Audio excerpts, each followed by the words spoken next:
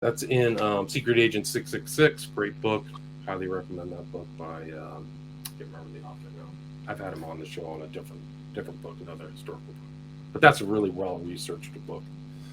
So he came over on the Lusitania sinks, World War II, World War One, U.S. The big goal of the U.K. or British Empire was to get the U.S. in World War One and Two. So once the Lusitania sank, that changed everything. The U.S. was now in the war. So Crowley left. Actually, he writes in his biography, he says, "My work was accomplished. I'm done." And then he left the U.S. and went back to the U.K. So I think he was always doing the infiltrating and screwing around. He was in 2 magazines at that time, or 2 periodicals. One was called The Fatherland, and the other one, I can't remember the name of it now, but it's very interesting. He was into literature with the guy who wrote Traum Novelle, Schnitzler. So he's around. He published in Vanity Fair, which is a magazine that's still around today. Yeah. So you can actually go to the Vanity Fair website and look up Aleister Crowley's, talking about the live, the New York limelight. He stayed at 1 Washington Place in New York City. That's where the Alamantra working. So he was always doing these workings, which are like magical practices, but they're not like what you would think, like somebody sitting in a room for 8 straight hours. It was like over time. So he'd spend 3 hours this day, 3 hours the next, and the Alamantra working. And he was definitely like, he's claiming to go to different realms, different, places, talking to entities. And that's kind of that's where the infamous picture of the kind of gray looking alien, he titled it Lamb, which is not its name, it's a title. It's based off of the word lama, like the word from Tibetan Buddhism. So that's what he called. It's an honorific. So he called this entity kind of an honorable name. And that's kind of the weird thing about Crowley, is because he inverts everything. So his lord is Satan. So you have to kind of get into his reading, because he's inverting and Christian kind of terms. But yeah, the Alamantra working took place in New York City. A lot of people don't know how much Crowley really was in the States. He's traveling around. He circumnavigated the globe, I think, twice. So he would come to New York, and then he went to Florida, saw a friend, went to Louisiana.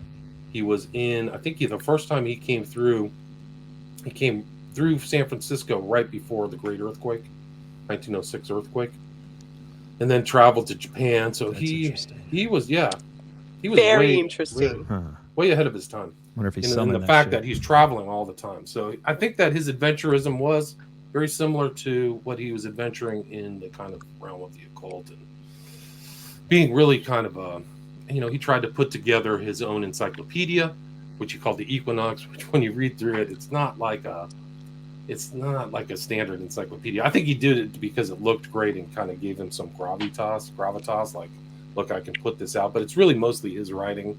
And so that's kind of that was right around that time. And the Equinox, the picture of this being that he saw is in the Equinox. The Lamb, I think, is in the blue Equinox version.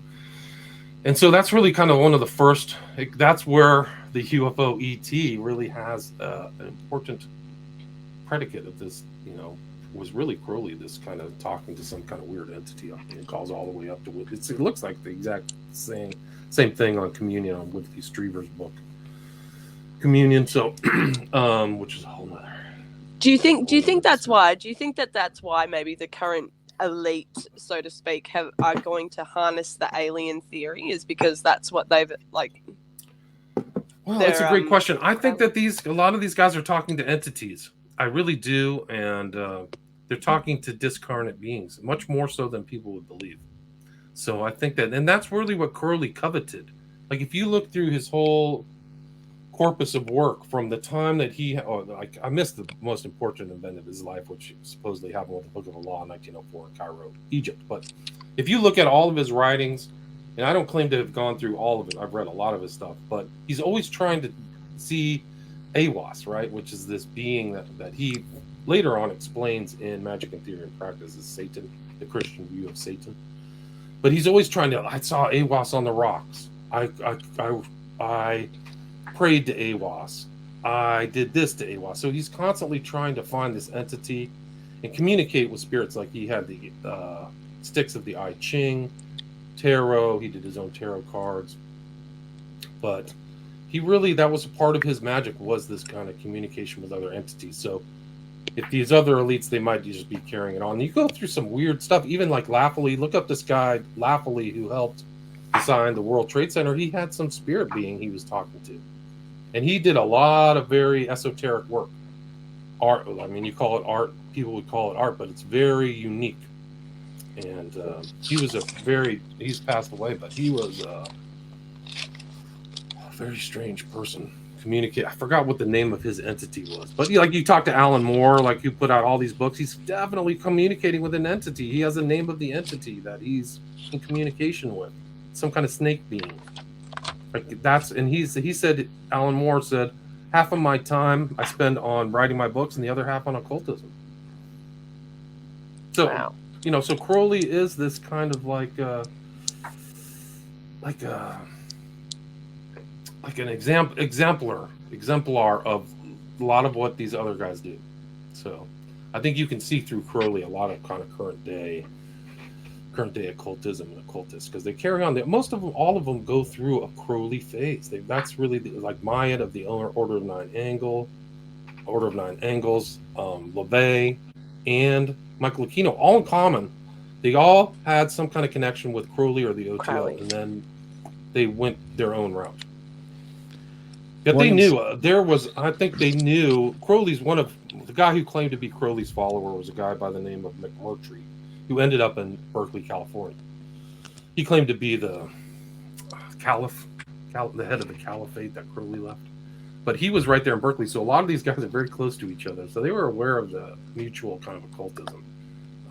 But yeah, they are always, the occult community is not a bunch of happy campers. They're always sniping at each other and bitching at each other. And I include that in Global Death Cult, like this whole section, the letters of Stephen Brown, where they're sniping at each other and claiming they're fake. Each one is fake and not real and stuff like that. So anyway, Crowley, yeah. So Crowley he's in the U.S., leaves, starts his magical fraternity in Cefalù, which is a city in Sicily. He picks it based upon its like coordinates, and it's really kind ley of like lines.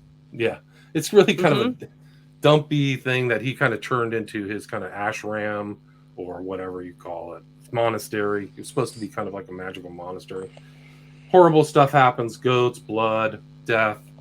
His follower there is a guy by the name of, what was his name? It'll come to me. Raoul Loveday. It was the guy who died there. People say that he died mysteriously or he died of some kind of virus. He wasn't in great shape when he was younger. He was supposed to be Crowley was always looking for an heir. He was very intelligent. I think he was Cambridge educated, but he had jumped off a church and landed on a metal spike on his stomach, perforated his intestines. So he already had a pre-existing condition, and then I don't think Crowley's magical fraternity was that clean, so he passed away. But you can go into the details of that. It's really interesting because that magical fraternity then became kind of like a traveling point for occultists. They would go there. So I have pictures of Kenneth Anger there, kind of uncovering the floor, the magical floor. I have, also Kinsey was really interested in Crowley. He was a total monster. He really changed the sexual views of the world through Rockefeller funds, which is somewhat telling.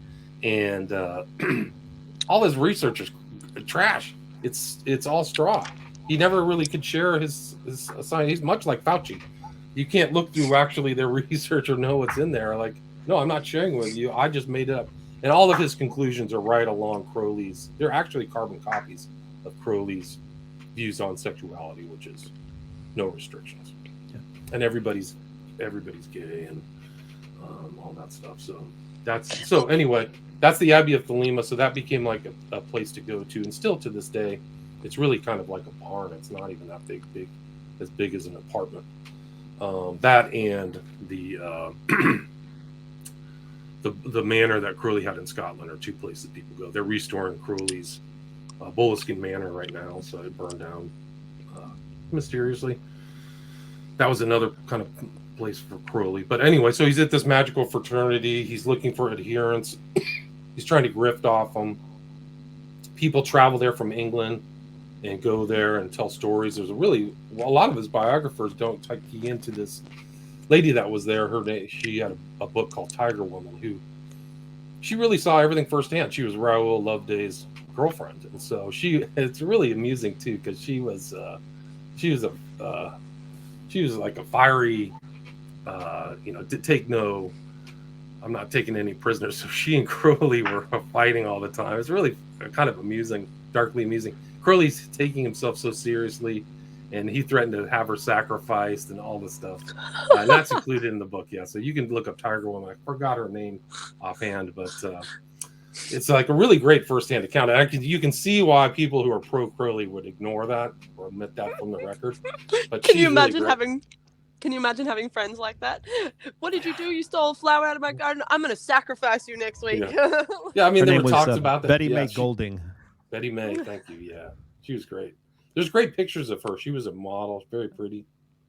She really kind of fit the woman of that era, but she was not a pushover at all. She's great, really great stuff. And she had an interesting life outside of Crowley too. But that's kind of like that's where I got the information on Raoul Loveday. Like, so she knew his pre-existing condition. So that's the Abbey of Thelema. He literally gets kicked out of Italy by none other than Benito Mussolini.